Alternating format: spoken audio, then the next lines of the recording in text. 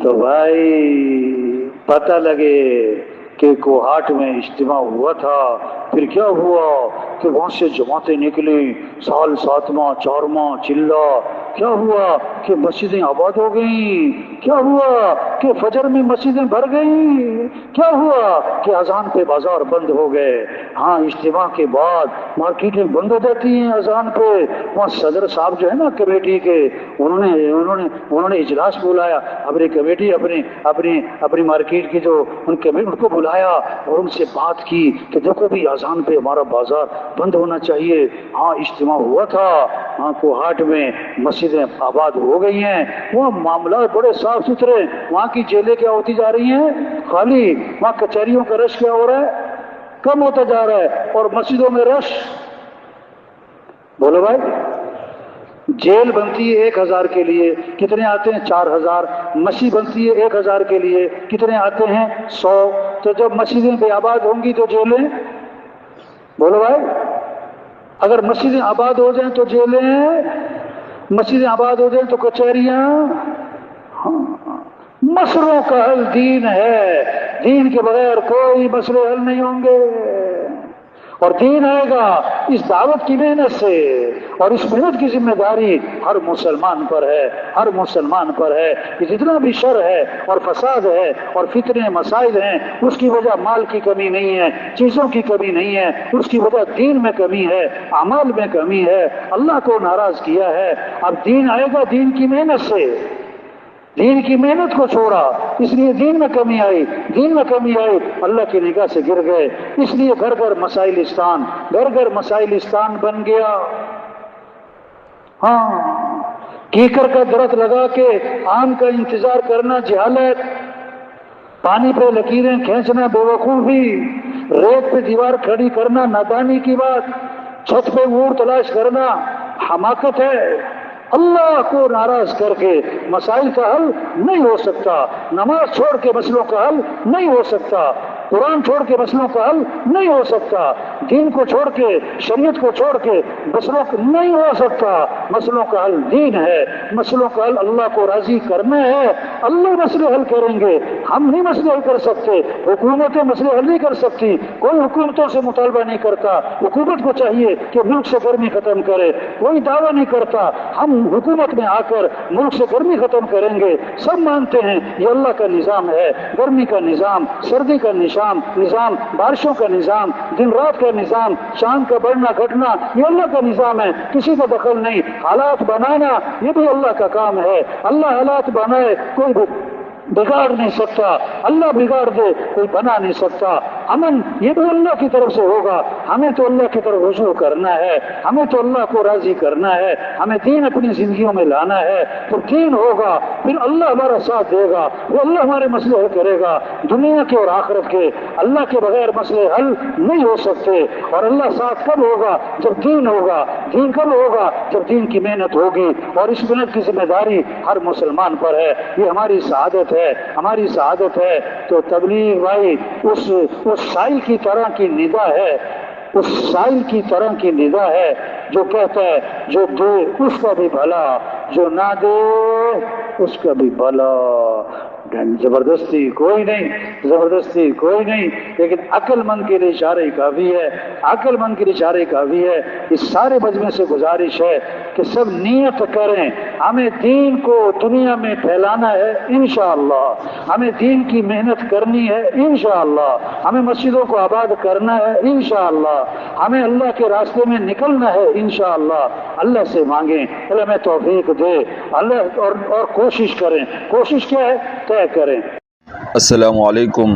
کوہاٹ اجتماع کا سب سے تاریخی بیان، مولانا عباد اللہ صاحب کا بیان، مکمل بیان یہاں سے سماعت فرمائیں، آگے شیئر کریں، چینل کو سبسکرائب کریں، جزاک اللہ۔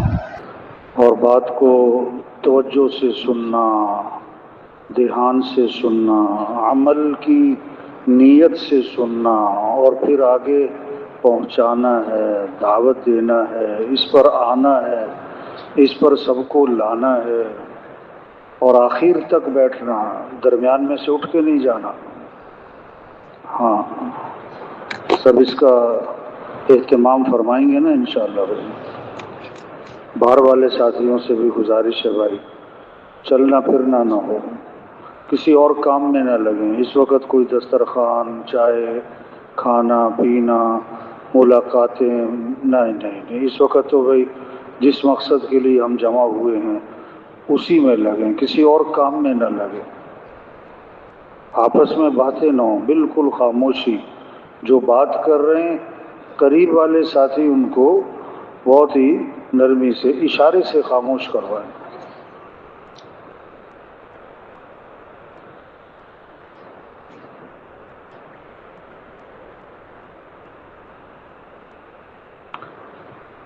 نحمده ونصلي على رسوله الكريم. اعوذ باللہ من الشیطان الرجیم. بسم اللہ الرحمن الرحیم. ومن احسن قولا ممن دعا الى اللہ وعمل صالحا وقال اننی من المسلمین. وقال رسول اللہ صلی اللہ علیہ وسلم طوبى لعبد جعله اللہ مفتاحا للخیر ومغلاقا للشر، او کما قال علیہ الصلوۃ والسلام. تو بھائی دنیا کی زندگی چھوٹی سی زندگی، ہاں آخرت کی زندگی بہت بڑی ہے. ریت کا ذرہ چھوٹا سا ہوتا ہے، ریت کے ذرے چھوٹے چھوٹے، اور پہاڑ، بولو بھائی، ریت کا ذرہ چھوٹے چھوٹے اور پہاڑ بہت بڑے بڑے. اور جب ریت کا ذرہ آنکھ میں پڑ جائے تو پہاڑ نظر، ہاں آنکھ ہی بند ہو جاتی ہے. یہ دنیا بہت چھوٹی سی ہے، لیکن جب یہ دل و دماغ میں گھس جائے تو آدمی آخرت سے کیا ہو جاتا ہے؟ غافل ہو جاتا ہے. ہاں 50 سال، 60 سال، 70 سال، اور آخرت کی زندگی. لقمان حکیم رحمۃ اللہ علیہ ایسی نصیحتیں کی اپنے بیٹے کو کہ اللہ نے قرآن میں بھی نقل فرمائی. جب ان کی زندگی کا آخری وقت تھا نا، تو اس وقت فرمایا کہ بیٹا ساری زندگی تمہیں نصیحتیں کرتا رہا ہوں، ہاں اب میں تمہیں نصیحت کا آخری نصیحتیں کر رہا ہوں، اور سے سننا. بڑی زبردست باتیں ہیں، اگر سمجھ میں آ جائیں تو زندگی بدل جائے. اگر سمجھ میں آ جائے، باتیں سمجھ میں آنے کی. ہاں پہلی بات فرمائی کہ بیٹا دنیا میں اپنے آپ کو اتنا مشغول کرنا جتنا تمہارا دنیا میں قیام باقی ہے. اب آپ کی کتنی عمر ہو گئی؟ تو کیا ہے، 20 سال، 30 سال، 40 سال، 50 سال، 60 سال، 70 سال، 80 سال، مختلف جوابات ہیں نا. اب دوسرا سوال، آپ کی کتنی عمر باقی ہے؟ ایک جواب، پتہ نہیں. ہاں 1 منٹ کا پتہ نہیں. تو دنیا میں اپنے آپ کو اتنا مشغول کرنا جتنا تمہارا دنیا میں قیام باقی ہے.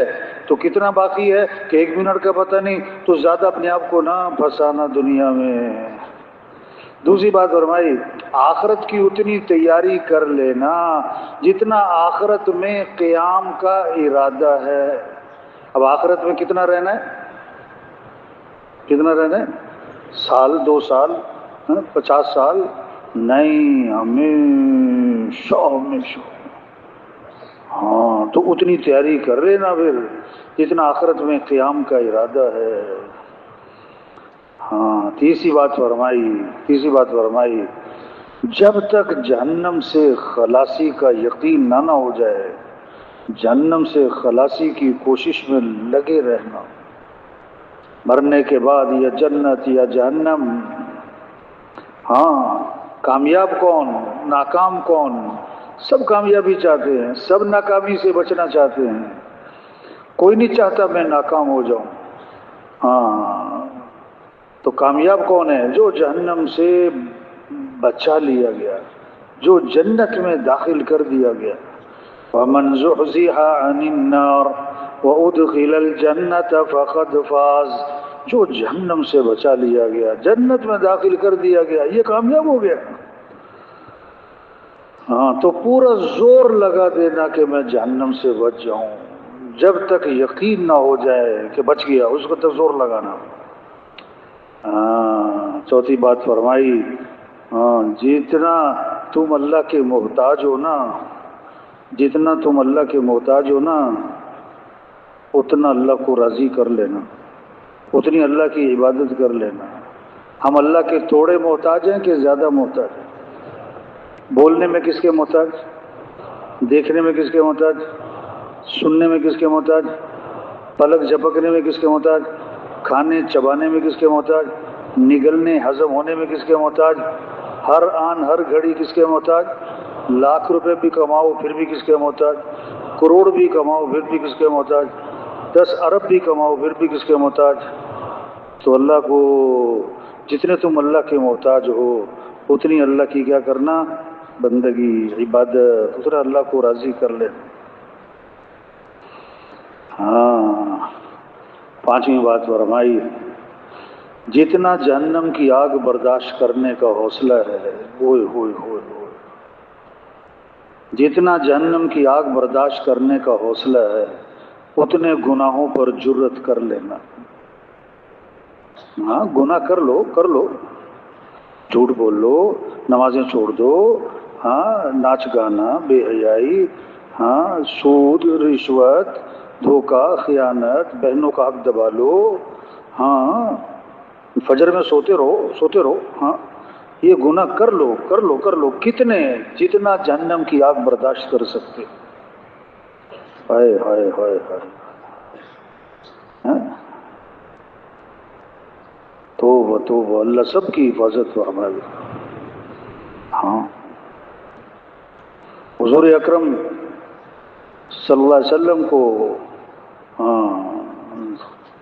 جہنم دکھلائی گئی. آپ فجر کے بعد صحابہ سے فرماتے کسی نے خواب دیکھا ہے تو سناؤ. ایک دن فرمایا آج میں نے خواب دیکھا. نبی کا خواب وہی ہے. نبی کا خواب کیا ہے؟ وہی ہے. فرمایا مجھے جہنم دکھائی گئی، عذاب دکھائے گئے، وجوہات بتائی گئی. ایک آدمی کو دیکھا کیا ہے کہ اس کو اوندا لٹایا ہوا ہے اور سرہانے ایک آدمی ہے اس کی ہاتھ میں لوہے کی سلاخ جیسے تندور والوں کے پاس ہوتی نا آگے سے ٹیڑھی، اور وہ اس کی آنکھ میں داخل کرتا ہے اور کھینچ کر اس کو پیچھے گدی تک لے آتا ہے.